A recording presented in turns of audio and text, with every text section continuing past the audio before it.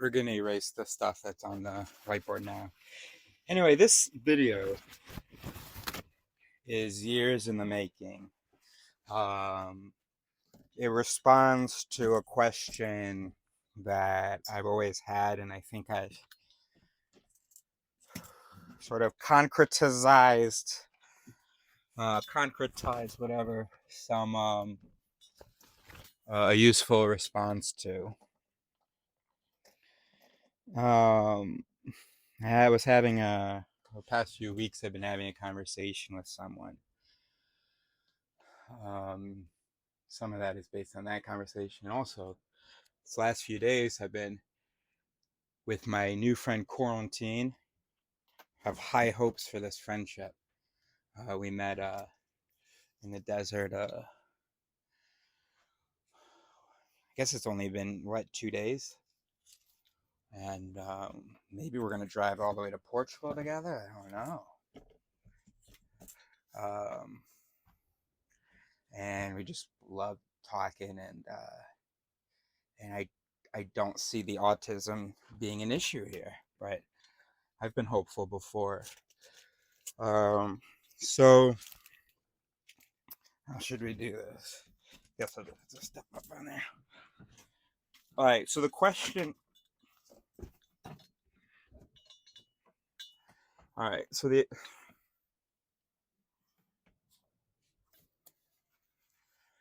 oh, fuck me. Sorry. Hold on. I don't know whether that's going to interrupt my upload. And I'm sorry I didn't edit this. In fact, I don't even really feel like doing this right now. But I've just been thinking about this. Made a little list of things for you, and I'm hoping I'll get into it. I'm really sorry. In my mind, it's always I can imagine it. Oh yeah, I just need to get this off my plate. There's tons of other stuff I have to do, and since I have a friend now, I have less time to do it. She's gone to get some water.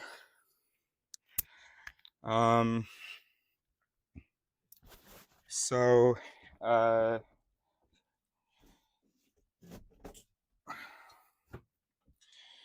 okay, and so the question is, oh gosh, hope that doesn't fall. So the question is, we get in arguments. I don't like debates. I'm not interested in them. And when I hear the word debate, when I realize I'm in a debate, I'm out. Now, people think that I like to debate because of a variety of different mannerisms that I have. And also, sometimes we'll be exchanging about something that I have a lot of information about. So I'll be giving that information. They think I'm giving that information to prove that I'm right.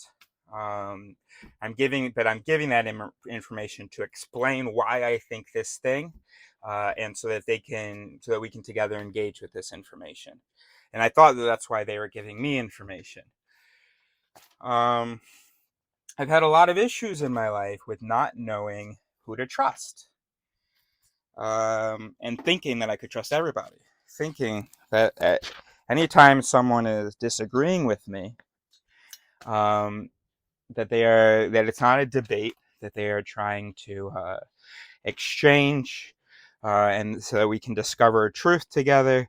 Right now, we don't have the same version of truth, or we don't have, our ideas are different.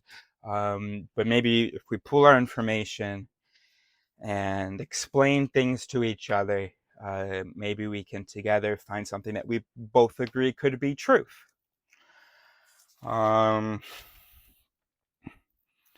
Okay, and so sometimes I'm really confused, and I've struggled a lot. I've suffered. Because I get really confused in a conversation. I get confused by how they interpret me. If they say that we're doing a ping pong. Oh, I didn't think we were doing a ping pong. I'm tossing you something. I thought you were tossing me sort of other useful stuff. Or I thought when you were tossing it back to me, you were adding a spin to it. And I thought we were progressing. I didn't realize we were, So that's been confusing. But also, the main thing is, what's been confusing is, well, they don't seem to be in a good faith. I assume that they are in a good faith intellectual exchange, except some of the things that they're saying don't match that. All right, so that's one point, I guess, or maybe I don't know if that made any sense, but or it wasn't developed. I didn't develop that. What do I mean by it doesn't seem? Well, actually, we're gonna see some of that in the list. And we waste a lot of time in conversations or in discussions that are not discussions, where the other person is not in good faith trying to find truth with you. And so we'll disagree with the information they've given us, but they didn't give us that information for it to be evaluated.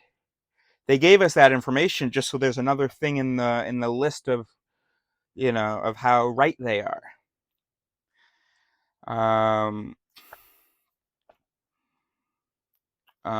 Yeah.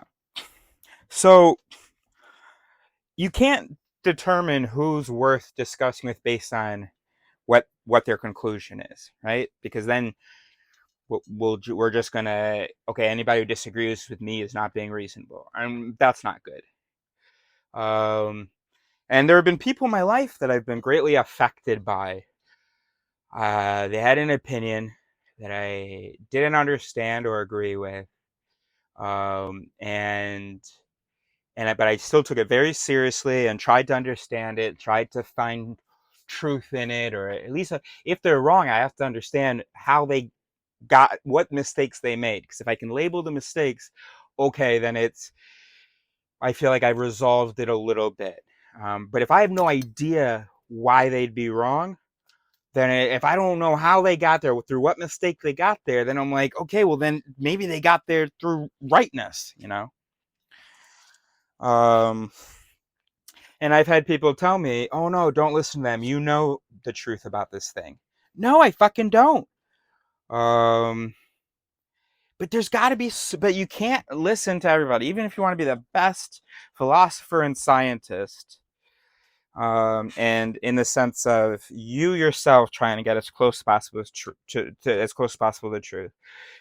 So being an individualist, good individualist philosopher, individual scientist. I say that because a good community philosopher, community scientist, not only is great at exchanging, because an individualist one is as well, but they're willing to make the sacrifice of spending their whole career on a thing that might be wrong, almost just so that it can be scratched off the list.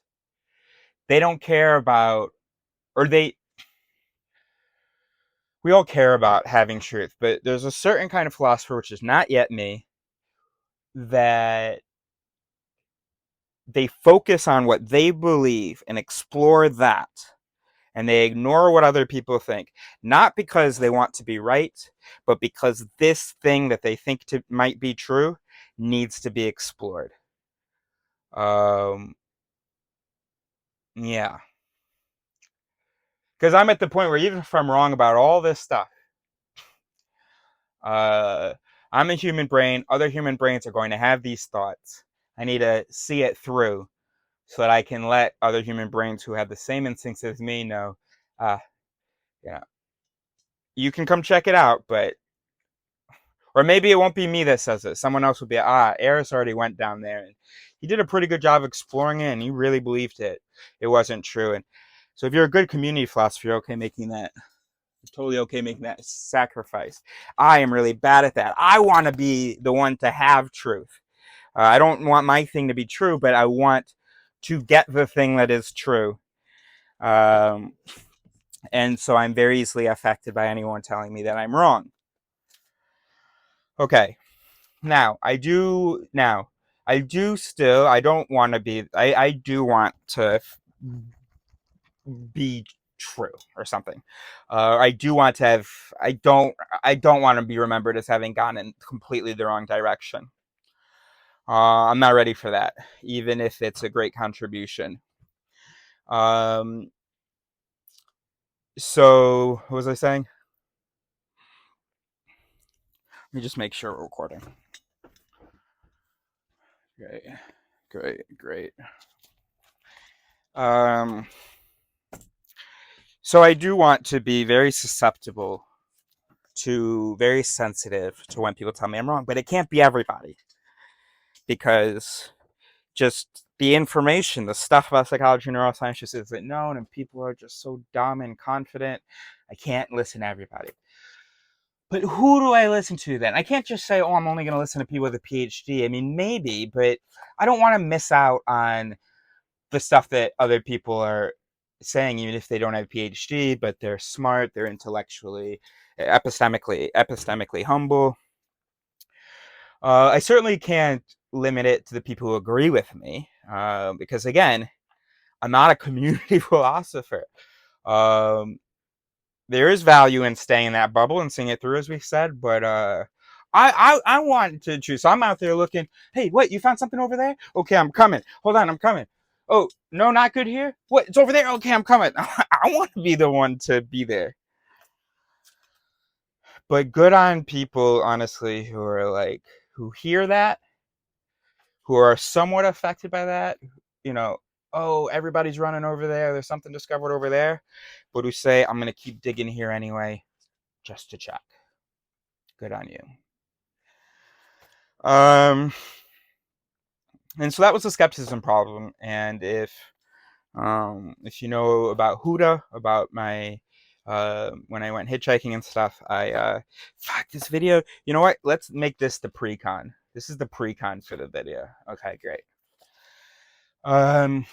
So I had the skepticism problem of like how to be skeptical, or who to be skeptical of, how to be skeptical of yourself in a healthy way, where you're not so skeptical of yourself that every time some moron says that you're wrong, that you go, oh, okay, what?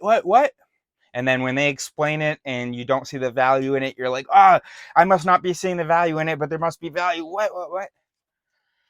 How do you not do that, but also not be that guy who everyone was telling and correctly telling that he was wrong and he didn't see it? All right. So that was the skepticism problem. This we'll call the discussion problem. How do you know when an argument, I mean, like a disagreement, is worth pursuing? How do you know that you're talking to someone who you can trust with evidence, that they have good faith, etc.? And so I've come up with this checklist, or this list. I brainstormed this thing. Okay. Oh, fuck, that's not practical. I can't put that down there. I have to put the beer down. Oh gosh. Or can I see it? Yeah, okay.